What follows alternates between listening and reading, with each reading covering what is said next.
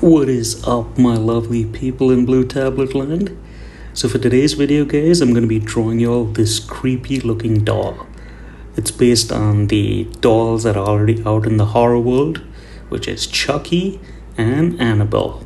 So if that's something you guys are interested in and would like to draw along, stick around and let's get started. So I'm first going to start out by drawing her eye, which will be kind of a misshaped circle. And then I'm going to do these eyelashes. Her eyelashes can pretty much be anything you want it to be also. I just chose to make it these big eyelashes as opposed to making them these little ones over here. And that just adds to the whole charm of her creepiness, I guess. And then I did these swirly lines for her pupils, which almost makes it feel like it's got this mesmerizing feel going on. Almost like as if she's looking at you and thinking about her plot. And then for a second eye, I drew it a little bit smaller. Add some eyelashes to that as well. And the whole point of drawing the eyelash or the eye small is just to make it look like as if she was squinting while looking at the people that come in and out of her room. And just pay no attention to her, not thinking that she's alive and all that. When you think of these creepy dolls, besides them having these creepy smiles and all that, for her at least, it's not just a regular mouth. It's like she's got these stitch marks on her mouth. And you almost want to wonder, why is her mouth stitched up? Is it to hold a spell? Maybe something she's trying to say? But either way, nobody really thinks about it. But I think when you think about creepy dolls, the first one that comes to mind would definitely have to be Child's Play and good old Mr. Chucky. I think when I first seen that movie, I was just blown away by, thinking that, oh my gosh, a doll could actually be capable of such things. But for the time and when the movie actually was launched, I think it was a beautiful story plot, or the plot of the story, to make it be believable that there's a doll that comes alive and commits all these gruesome murders and all that in the movie. And then, the police and all are just left confused as to how all this could possibly happen. And at first they think it's a little boy named Andy, but then I was like, I don't know. I'm just still amazed and wowed by the whole theme of the movie, and pretty much what the writers and the directors and pretty much all the storyline and everything that goes into it. I remember for Halloween last year, I was actually on YouTube and just kind of looking up things like horror movies to watch or anything new that has come out. And you always have that recommended videos on the side. There was a documentary on Chucky, and it was kind of cool to watch, thinking about this, and this whole creepy dolls and all that. But the whole documentary was on how these dolls and these props are kind of brought alive, and how the whole voice actors and enacting their voices and synchronizing it with the actual doll and making it so believable, with making their eyes move and making their mouths move and actually kind of making them talk. It's amazing what all can be done in movies nowadays. When you think of any movie, I think for that matter, whether it be not just horror movies, but with all the special effects, I think Halloween and, when it comes to movies, has definitely got its cool share of creepiness and awe and what is it? Trying to think, what is it? Those movies that have got all the slashes and gore, I think that's what it's called. If it's got like a whole lot of blood and fake blood and all that stuff, I think it really adds to the whole essence of enjoying Halloween and just watching all those movies, which I think I probably mentioned to you guys in earlier videos that I've done, that on the USA Network, which was something that they used to show all these Halloween movies on, it was really cool to see all the movies at that time of year. And sometimes you'd end up seeing a movie that you've probably not seen or never heard of. And just Halloween in general, I think, is just a really fun time of year. You have all the children going trick-or-treating, and the what is it, kind of leads up into Christmas and all that other fun stuff eventually. But drawing this illustration and this creepy doll is definitely fun, because I kind of was looking up what other creepy dolls have been illustrated. I mean, Chucky was definitely one of them, which I'm probably going to be drawing in one video, which I told you guys earlier, but I'll keep it a secret as to when it's going to get launched or when it comes out. But when you think of Annabelle, it was kind of cool to know that there was a family, I believe, I don't know where in the US, but actually collects these artifacts and things that are haunted. And I believe this doll, which is not the actual the doll that they actually show in the actual movie is kind of made for the movie, but there is an actual doll that sits in this glass kind of a coffin kind of a situation, or not situation, but kind of a casing in this couple's house, which I believe, I don't know if they've passed away now, but I think this was a documentary being showed on I can't remember if it was the Discovery Channel or National Geographic, but it's kind of cool to see and just enjoy it, and for the whole aspect of the whole Halloween theme and learning about it. So yeah, for the color now, what I did was I just turned down the background and made it this grayish color. And then for her face, I kind of wanted to keep it simple and give her this beige looking plastic skin looking color, which I think for the movie, I don't know if her face was plastic or if it was some sort of a ceramic look. And then for her eyes, I gave her this red eyes, because that when you think of horror things and creepy things, they usually always have red eyes. And then for her hair, I've kind of wanted to give it like that, as if she was a redhead. But then I was like, it might kind of clash with the eyes, so I went with this orangish kind of orange, I guess. And then I used the same red for her sleeves. And for her dress, it was kind of like a very light shade of red. Usually what I like to do before starting the coloring part of the video is I like to make these little color swatches of the colors that I'll be using, and then kind of put them off to the right. But for this one, I kind of just winged it and just dropped the colors what I felt would look cool for the doll. And you'll see, or you probably noticed in the very beginning, that the final colors that she ends up having is different than what I finish off the video with. And the reason for that is because after I'm done recording, sometimes I'll go back and change out the colors, because it's just the artist part of me which kind of constantly wants to keep improving the illustration and making it its best version of it. So let me know if you guys would like to see the color swatches that I plan to use on the upcoming ones, or if you all just want to take a stab at it and try your very own colors. So that's something I just wanted to talk about. So for this part over here, for our eyes, I kind of wanted to give the illusion that it's spherical in nature. And when you do it with solid colors like this, you have to use a whole lot more. But if you use the airbrush, it kind of has that nice, gentle, soft look to the shading. So it gets that feeling of making an object look spherical in this, or cylindrical based on that whole soft shade kind of look.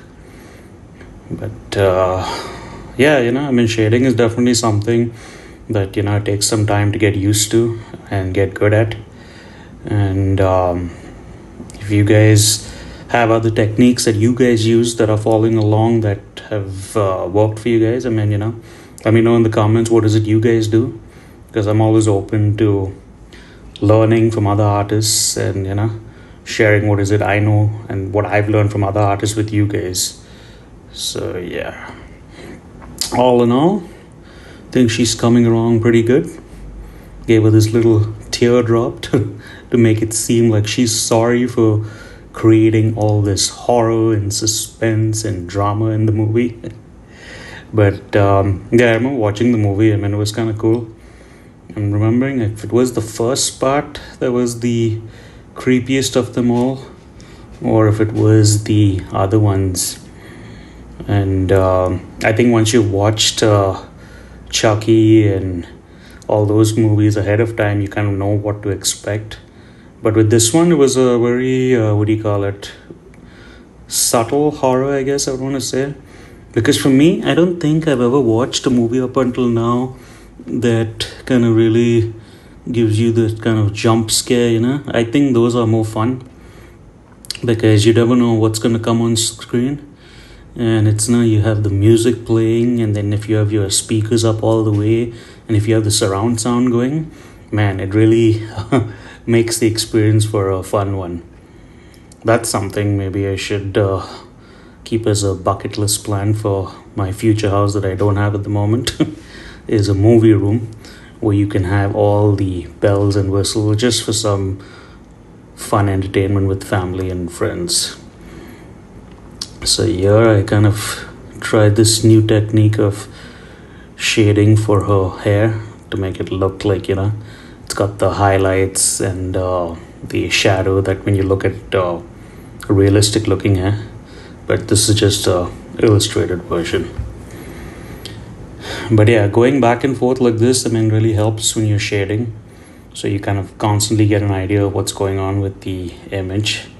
And I remember one artist that said in one of his videos, I can't remember which one it was, but he always said that if you are shading something or even doing the line art, if it looks good in up close, it'll definitely look better in person. So when it comes to movies, I think we already know that Chucky in Child's Play was the first one to come out with the very unexpected killer in the movie, or who would have ever thought it would be a doll. And then now we have Annabelle, which is what I'm drawing over here. So I'm just kind of curious as to what would be a future character that they could possibly think of for a horror movie that could possibly be the suspect, but nobody would ever even think about it. I guess what could I possibly think could be a suspect? I mean, could it be something which you least expect? I don't know. Drop you guys comments in the comment section and let me know what you guys think.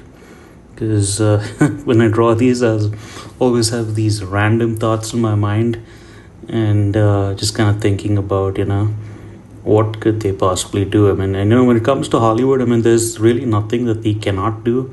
I mean, they always amaze me with their creations, whether it be any of the movies, whether it be the horror movies, whether it be the action movies, or anything in between. You gotta give them credit for that. I mean, their special effects, the coordination of the camera movements and all that is beautiful. And I think when it comes to Hollywood, I think their movie ideas, some of them I think I've noticed from maybe some of them actually might possibly take it from Asian movies, because I don't know, like what was this one movie I had watched a little while ago? It was Train to Busan or something, and it is something to deal with these animals that all got infected with some sort of virus or something, and they kind of get all zombified, which is very odd to think about, but nonetheless, it is a weird movie. And I think in one of the most weirdest movies I ever seen of zombies was when I seen Brad Pitt acting in one of these movies, because he's an actor that usually doesn't come in movies like this. I mean, it's always like Ocean's 11, Ocean's 13. I mean, yeah, you can see how his character and how his role plays out. But for a zombie movie, I mean, that was totally what do you call it, uncalled for, or not, nothing that I would have expected him to be in. So yeah, just some movie trivia and all the thoughts that kind of roam around in my head when I'm doing these voiceovers. So for this part of the year, I kind of wanted to give the actual doll's dress some sort of texture, because I think in the movie Annabelle, she has some of this, or the dress that she has on is kind of like those really old Western looking, what do you call it, frilly dresses. It almost reminds me of tablecloth, and I don't know why, because it's got like this embroidery kind of work built into the fabric, so it makes the doll kind of look more, what do you call it, trying to think of the name, kind of like those dresses that the ladies would wear when they go, like, you know, kind of like in the movie or in the anime Cinderella, or even in the movie she kind of wore those dresses, like, which were encrusted maybe in diamonds or something. So I think that's what I think was kind of really cool about her dress, is that it was not just like a regular dress, it was kind of like a dress that had like this sequence work, and I don't know, something like that. So I think it was kind of cool. So that's what I was trying to incorporate in this part of the illustration. So remember, guys, how I told you about doing this type of shading technique? If you decide you want to change up the color and have it be something else, or change the color in general, this is what it looks like. So I decided to change her sleeves and give her like a little bit of an orange pop. And you see, you just have to drop the color, and the shading that we did automatically translates to that color, so you don't have to like manually go in and change the shading for the orange part. And it definitely helps speed things along, especially when you're doing illustration like this and you're recording while you're drawing. But if you were not recording, I mean, also, you know, you could go ahead and do this and, like, you know, just try it along with different other colors. And if you don't like orange, I mean, you can try it in a yellow or a green or a blue or whatever, and just see how it turns out for the illustration that you're working on at the time. So here for the highlights now, I originally chose the color for the face and just turned down the opacity, but then it was looking way too light and you couldn't really see what was going on. So then I bumped it up to regular white. And I think personally, when it comes to the highlights, white does show up the best, and it definitely shows up way better on the darker colors. And then for the lighter colors, I mean, it's a very soft, supple look, because like now if I were to do it on the face, you would probably not see anything. It would just kind of be like a blend line. I thought I'd give these white highlights for the eyes, kind of to show that, you know, that wettish look that the eye has. Give a little glow for the band-aid.